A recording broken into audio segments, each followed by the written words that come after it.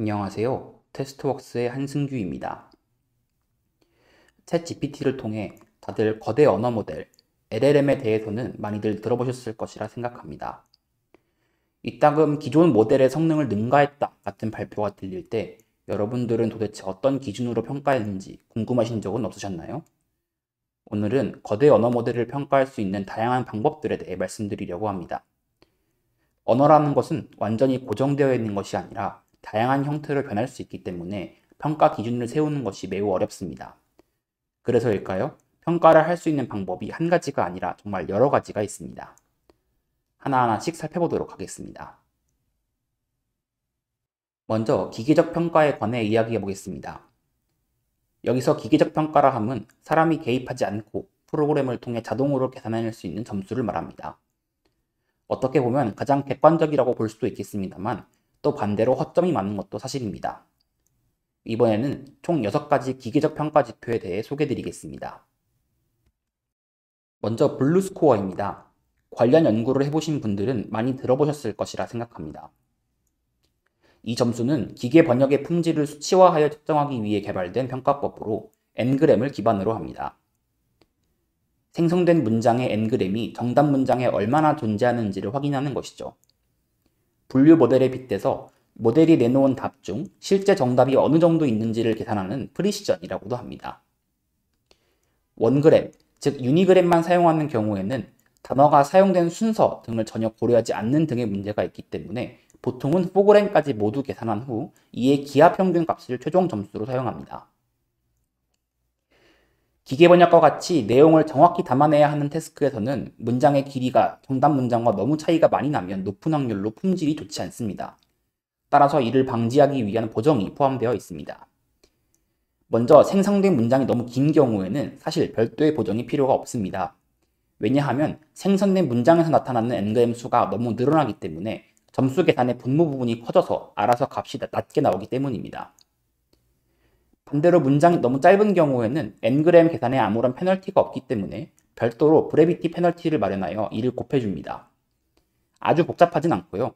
아래의 식과 같이 길이 차이가 심하게 날수록 값이 작아지도록 하는 지수함수 형태를 만든 것입니다.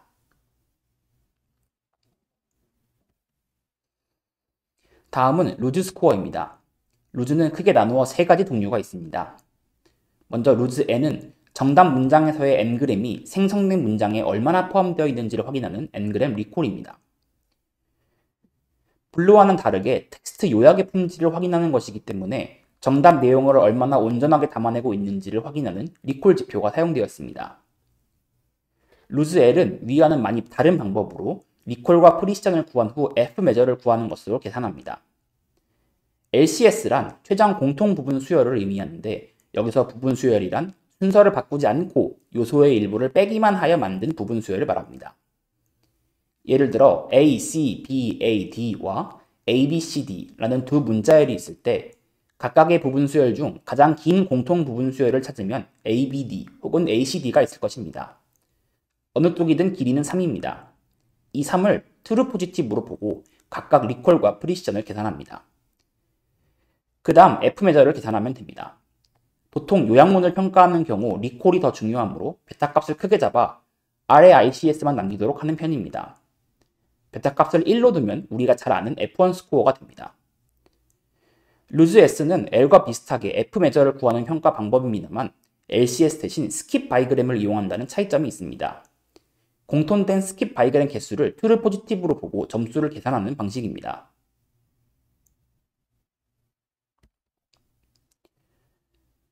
다음으로 알아볼 평가 지표는 메테오입니다.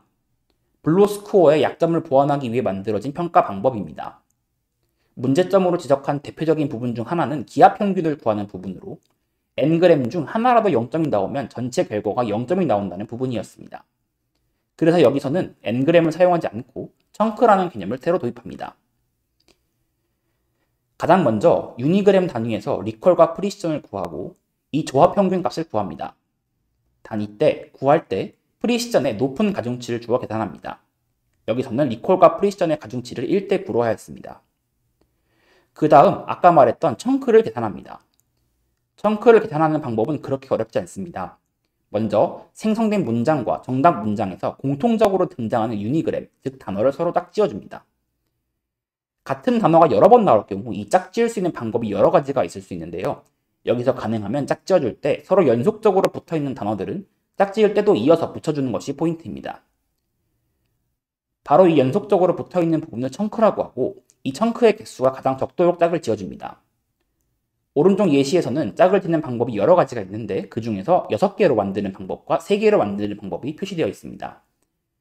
이 청크의 개수의 최소값은 3개이므로 청크 페널티 값을 계산할 때 C의 값은 3으로 사용합니다. 그리고 짝지어진 전체 유니그램 쌍 개수를 U의 M으로 하여 다음과 같이 페널티 개수를 계산합니다. 마지막으로는 청크가 많을수록 유니그램의 쌍 개수가 적을수록 점수가 낮아지도록 1-p의 형태로 위에서 구한 저하 평균 값에 곱해주면 됩니다.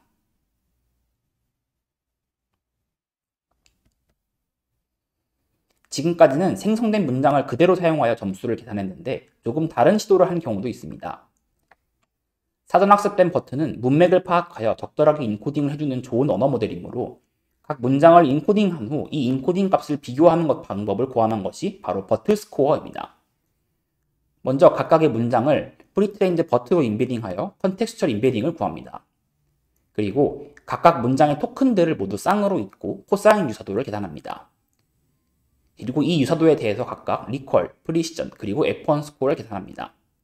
이 리퀄과 프리시전, F1 스코어를 모두 아울러서 버트 스코어라고 칭합니다. 그리고 필요에 따라서 유니크한 단어에 큰 값이 부여되는 IDF, Importance Weighting 값을 가중치로 사용할 수 있습니다. 범위를 0에서 1 사이로 제한하려면 다음 수식을 이용해서 값을 리스케일링 할 수도 있습니다. 여기서 유니크한 단어에 큰 값이 부여되는 이유는 여러 가지 문장이 있을 때 공통적으로 등장하는 단어들은 그 문장의 구조 같은 걸 결정짓는 문법적인 요소일 경우가 많기 때문에 각 문장에서 유니크하게 등장하는 단어에 조금 더 가중치를 두는 것입니다.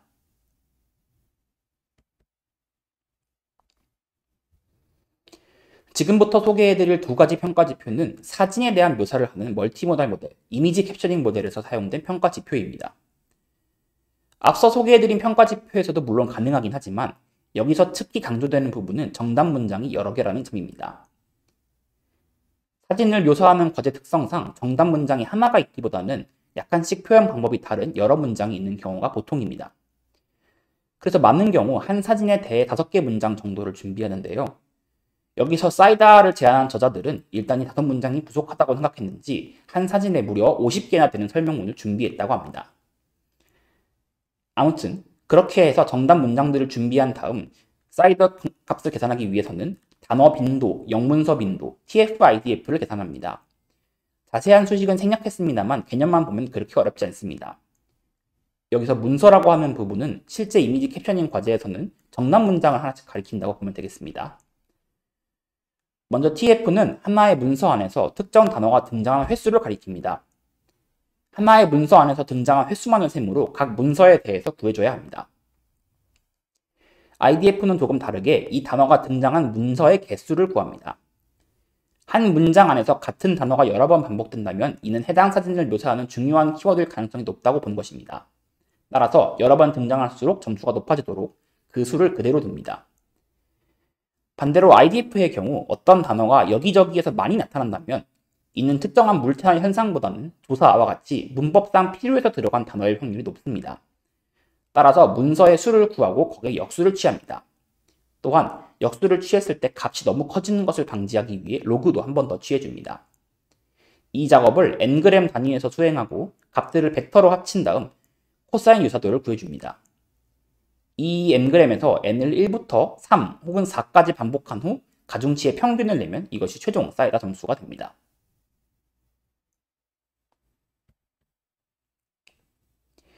이번에 소개해드릴 스파이스 역시 이미지 캡셔닝 과제를 평가할 때 사용합니다.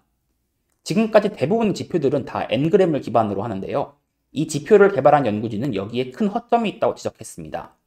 바로 공통부분이 많지만 전혀 다른 문장, 그리고 공통부분이 전혀 거의 없지만 유사한 문장을 반영하지 못하는 문제가 있다는 것입니다. 여기서 A와 B 문장은 사실 전혀 다른 장면을 묘사하고 있지만 공통된 엔그램이 많기 때문에 서로 유사도가 높게 책정됩니다. 반대로 C와 D인 경우에는 사실 묘사하는 내용은 유사성이 매우 많으나 공통 엔그램이 부족하기 때문에 점수가 예상보다 낮게 책정됩니다. 따라서 이를 해결하기 위해 엔그램을 사용하지 않고 단어들을 오브젝트, 애트리뷰트, 릴레이션 세 가지로 구분해서 이 단어들 간의 관계 그래프를 그렸습니다. 어떤 단어가 무엇을 수식하고 혹은 어떤 것을 가리키는지를 표시하는 것이죠. 이를 생성된 문장에 대해서도 수행한 뒤 그래프와 얼마나 유사한지를 보게 됩니다. 자세한 수식은 생략하였습니다만 이렇게 계산하였더니 사람이 실제로 높게 평가한 문장들에서 높은 점수가 나오는 경향을 보였다고 합니다. 다만 이렇게 될 경우 관계에만 너무 집중하여 n그램이 길어질 때, n이 클 때 찾아낼 수 있는 문법적인 오류 같은 부분을 조금 놓치는 경향이 있다고도 합니다. 그런데 이렇게 기계적 평가법을 사용할 때 주의할 점이 있습니다. 바로 기계적 평가법이 정말 유의미한 평가인지에 대해 검토하는 것입니다. 여기서 소개해드릴 논문은 오픈 도메인 다이얼로그 제너레이션 시스템에서의 기계적 평가법에 대해 고찰한 논문인데요. 아까 잠깐 말씀드렸습니다만 기계적 평가가 유의미하려면 사람이 직접 평가해서 매긴 점수와 상관관계가 있어야 합니다.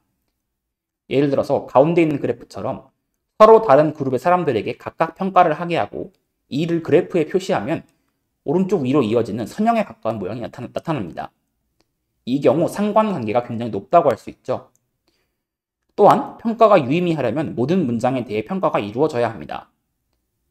그런데 오픈 도메인 다이얼로그 제너레이션 시스템에서 블루 3 스코어를 측정하였더니 3g이 겹치지 않는 경우가 너무 많아서 대부분의 경우 블루 스코어가 0점이 나타난다고 합니다.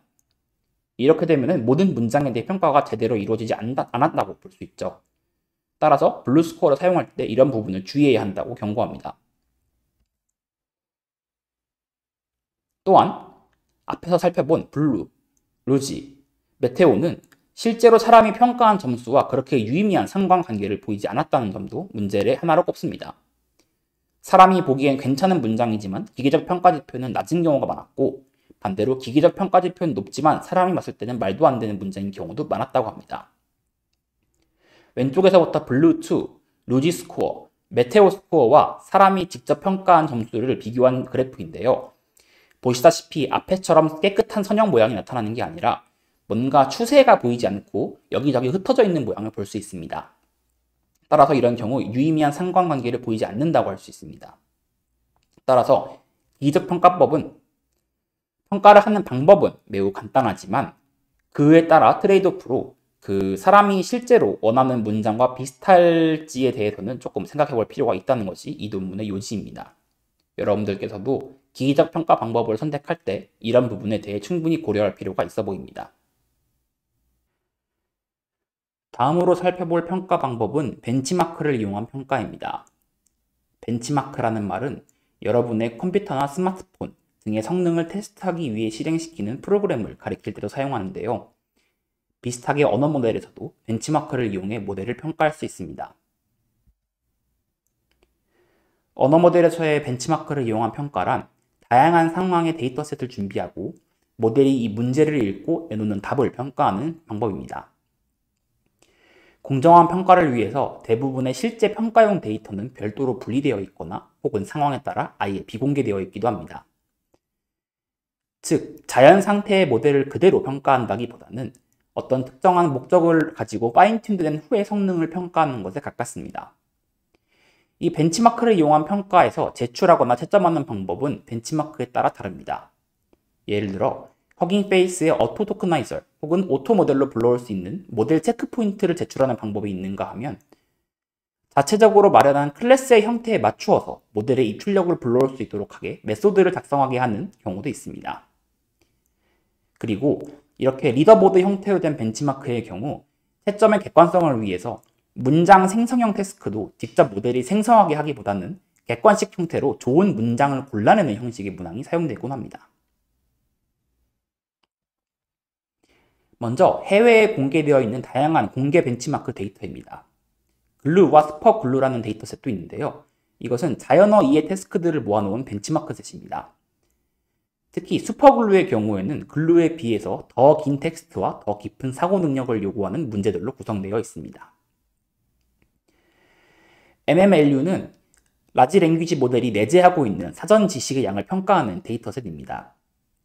즉, 해당 분야의 사전 지식이 없다면 풀 수 없는 미시경제학, 대학 수학 등의 문제들로 구성되어 있다고 합니다. 빅벤치 같은 경우에는 구글에서 공개한 것으로 약 200여 개의 NLP 태스크와 수학 계산, 상식 추론 등의 문제들을 포함하고 있습니다. 특히 이 중에서 아직까지 AI가 인간의 성능을 따라잡지 못한 23개의 종목을 모아 빅벤치 하드라고 부르기도 합니다. 현재 이 빅벤치 하드는 지금 단계의 AI에게는 조금 어려운 사고 능력과 추론 능력을 요구한다고 합니다. 해외뿐 아니라 국내에도 다양한 데이터가 공개되어 있습니다. 먼저 글루입니다. 앞에서 본 글루의 한국어판이라고 보시면 되겠는데요. 이것은 글루를 직접 번역한 것이 아니라 글루의 형태를 가진 새로운 데이터셋을 구축한 것에 가깝습니다. 일부 다른 외국어의 글루 변형셋이 글루를 번역한 것에 비해서는 굉장히 대조적입니다. 여기서의 평가 항목은 총 8개입니다. Topic Classification, Semantic Textual Similarity, Natural Language Inference, Named Entity Recognition, Relation Extraction, Dependency Parsing, Machine Reading Comprehension, Dialogue State Tracking 등이 있습니다. 그리고 아래에 있는 홈페이지에 가시면 이 데이터셋에 대한 리더보드와 태스크 상세사항이 공개되어 있습니다. 다음은 코베스트라고 하는 데이터셋입니다. 한국어로 구성되어 있는 다양한 데이터셋들이 있는데 이것들이 기존에는 영어로만 구축되어 있었던 것을 벤치마크 유형을 따와서 한국어로 구축한 것입니다. 여기에는 총 5가지가 있는데요. 앞에 원본 영어 벤치마크 유형을 쓰고 앞에다가 KB라는 단어를 붙여주는 것으로 한국어 데이터셋임을 표현했습니다. KB 볼큐는 짧은 글과 true, false로 대답할 수 있는 글에 대한 질문으로 구성되어 있습니다. 모델은 true인지 false인지 대답해야 합니다. KB 코파의 경우에는 주어진 문장의 원인 혹은 결과를 두 후보 중에서 선택합니다. 어떤 문장을 주고 이것의 결과는 무엇인가요? 라는 질문을 한다면 결과가 될 법한 답을 골라야 하는 것이죠. KBWIC는 두 문장에 사용된 공통 단어가 같은 뜻인지 혹은 동음이의어인지 구별하는 과제입니다. 오른쪽에 있는 예제에는 수리라는 단어가 둘 다 고친다는 뜻으로 사용되어 있기 때문에 모델은 true라고 대답해야 합니다. KB 헬라스웨그는 주어진 글 직후에 가장 일어날 법한 상황을 후보 4개 중에서 골라야 합니다. KB 센티네그는 주어진 문장이 감성적으로 봤을 때 긍정적인 문장인지 부정적인 문장인지를 판단해야 합니다. 마지막으로 평가 데이터셋이 비공개된 리더보드도 있습니다. 오픈 코어 LLM이라고 하는데요. 여기서는 총 5가지 능력을 평가합니다. 초등학교 수준의 과학 질문지로 구성된 ARC 데이터셋을 사람이 번역해 놓은 추론 능력 데이터셋, 영어로 된 일반 상식 추론 평가 데이터셋인 헬라스웨거를 기계 번역한 상식 능력 테스트셋, 다양한 분야, 수학, 과학, 역사 등의 질문을 모은 MMLU를 사람이 직접 번역한 언어 이해력 테스트셋, 모델이 옳지 못한 내용을 얼마나 학습했는지 평가하는 트루스풀 QA를 번역한 환각 방지 능력 테스트셋, 그리고 주어진 형태소들을 이용해 가장 자연스러운 한국어 문장을 생성하도록 하는 문항들이 있는 한국어 상식 생성 능력 테스트셋이 있습니다. 여러 가지 모델들이 해당 리더보드에 제출되어 있는데요. 위에 있는 링크에 따라가 보시면 다양한 모델들이 몇 점을 냈는지 직접 확인하실 수 있습니다. 마지막은 사람이 직접 평가하는 방법입니다. 어쩌면 앞에 기계적인 평가와 비교해서 트레이드오프의 가장 반대편 지점에 있다고 생각할 수도 있겠습니다. 사람에 의한 평가의 평가 지표에 대해 알아보겠습니다. 먼저 모델의 전반적인 언어 능력을 평가하는 성능 지표를 사용할 수 있습니다.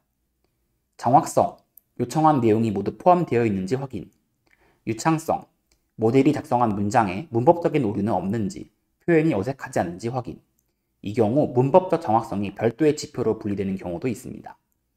일관성, 모델이 자기 모순적인 발언을 하진 않는지 확인. 이외에도 모델을 사용한 시스템의 성능을 평가하는 지표를 별도로 설계해서 사용할 수도 있습니다.